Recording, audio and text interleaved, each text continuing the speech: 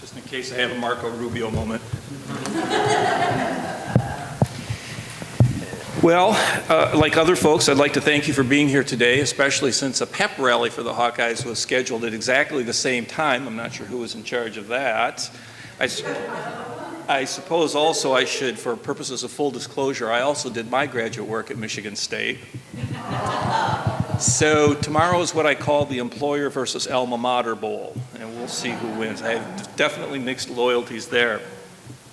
I also, unlike the other folks, I'm going to rely on my written notes a little bit more closely. That way it will make sure that I stay between about 10 and 15 minutes instead of 25 or 30. You're welcome. As Tracy said, my research interests tend to lie more in the legal side of things, and so when Tracy asked me to speak and talk a little bit about particularly one case dealing with redistricting, I kind of took that tack to it, and I think by the time I finish, I want to kind of bring it back to an idea of political discourse as well. So my focus is going to be a little less specific on the redistricting, and hopefully you'll bear with me. In Shelby County versus Holder, Supreme Court's case from 2013, Chief Justice Roberts begins his majority opinion by saying, "The Voting Rights Act of 1965 employed extraordinary measures to address an extraordinary problem." Before getting into the specifics of the problem and the remedy that was used, I need to provide just a little bit more context for folks. As you are likely aware, voting is an area where the state and the federal governments both have responsibilities. Federal law, of course, is superior to state law when the two are in conflict, and the federal government certainly has obligations via the 15th Amendment and various statutes to ensure that voting is accessible to all. Nevertheless, federal law does not dictate all aspects of voting, and states have powers consistent with both the 10th Amendment and, as well, general notions of federalism. One of those notions of federalism that's often lost or forgotten today is that states have, as noted by Chief Justice Roberts in his opinion in Shelby County, broad autonomy in structuring their governments and pursuing legislative objectives. This allows the states to adopt a variety of methods of redistricting concerning state and congressional legislative districts that we've been talking about today. We've already heard about the various methods used by the states. In Iowa, redistricting is done by a nonpartisan entity with approval by the state legislative bodies. Iowa law requires that district plans not consider politics of the people involved, including the effect a plan might have on incumbents, that the districts be as compact as possible, be as even as possible in terms of population, and that at the congressional level not cross county lines. So in Iowa right now, because as was mentioned, it's a pretty square state, we basically just go like this, and there was the 4 counties, or the 4 districts. It might be a little trickier the next time we lose a seat, and by the end of the century, we'll probably be down to 1 at-large, so it won't even matter for us anymore. Other states, of course, use different methods, including, as mentioned, those that serve to protect incumbents or more generally to advantage the party that's in control, and that's their choice, at least as far as we are now. Maybe the Supreme Court will change that a little bit later. Unfortunately, reasons for drawing district lines in some places were for discriminatory purposes, and this is where the Voting Rights Act comes into play. At the time the Act was passed in 1965, there was lingering, officially sanctioned discrimination against blacks, particularly in several southern states. One aspect of this discrimination that affected voting was that there was a great disparity in the percentages of whites and blacks that were registered to vote and that turned out on election day. The 6 states and several additional counties and other states where these disparities were the largest, and the product of intentional discrimination via the use of tests and other mechanisms of restricting voter registration, were called covered states and counties. Because of this past discrimination, the Voting Rights Act required that these covered states and counties had to seek special permission from the federal government before they made any changes to their voting procedures in order to eliminate the discrimination. This permission took the form of either what is known as pre-clearance from the United States Attorney General or through a judicial determination by the U.S. District Court for the District of Columbia. This requirement was seen as extreme given the sovereign nature of the states. It was also seen as necessary given the evidence of past discrimination in these same areas. In other contexts, the Supreme Court has long authorized much more specific and strict limitations on the activities of governmental entities when the limitation is intended to remedy proven past discrimination. The disparities in voter registration in the covered states and counties were clearly the result of such past discrimination. So the extreme step of requiring some states to be subject to this process was seen as warranted by the Supreme Court when it first considered the constitutionality of the Voting Rights Act in 1966. After 40 years, much progress was made, so much in fact that the voter registration percentage of blacks in some of the covered areas was above that of whites in those same areas. In addition, a significant number of minority members were now office holders in these areas.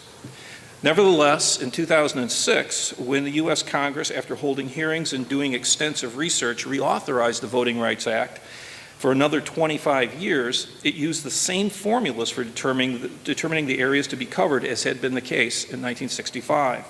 In other words, Congress failed to take into consideration any progress made in the covered areas over the previous 40-plus years. That brings us to the case of Shelby County versus Holder, which was decided again by the Supreme Court in 2013. Without getting too deeply into the specifics, Shelby County, which is in Alabama, which is a covered state, sought a declaratory judgment holding that certain sections of the Voting Rights Act were unconstitutional.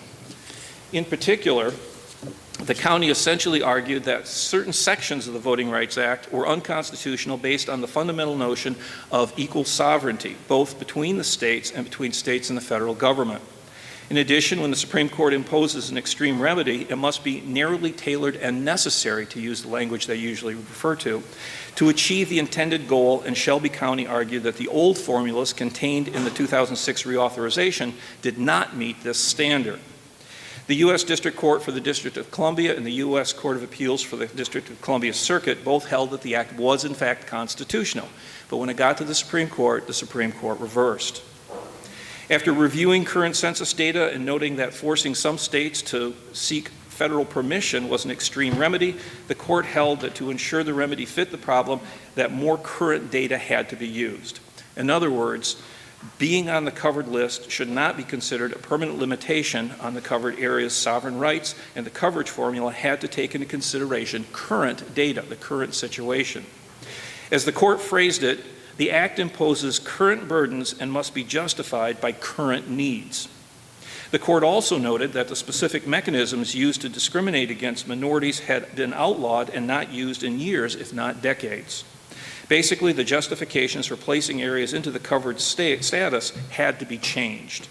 Here again, the court's willingness and desire to update a situation based on changed circumstances is not new. In fact, the notion of changed circumstances is a key consideration when the court is revisiting either one of its own decisions or some legislative act. A somewhat related example comes from the school desegregation cases, where once a school district is put under a desegregation order by a court, the matter is revisited after a plan is put in place to see if progress is being made. And if it is, then the order can be lifted. Although the Supreme Court indicated that it was reluctant to overturn part of an act of Congress, and the dissenters in Shelby County certainly objected to doing so, the decision was actually fairly narrow. A recent article examining the first 10 years of Chief Justice Roberts' tenure by a university alumnus and former student of mine, as a matter of fact, noted that the court only struck down the pre-clearance provision because it was based on 40-year-old factual record rather than on current data. In other words, all the court really said was that the formula had to be updated. That might mean that some previously covered areas would no longer be required to submit voting changes to the federal government, but that would depend on the updated formulas, and of course whether the Supreme Court would find such updated formulas to be narrowly tailored to the current situation. So what do redistricting and Shelby County versus Holder have to do with political discourse? This is where I take that left turn I told you about. At one level, redistricting is a method voters and their representatives use to engage in the political process, directly or through those chosen representatives. At another level, if we think of discourse in terms of political conversations on the topics of the day, we know that we live in a time of often hyper-partisanship.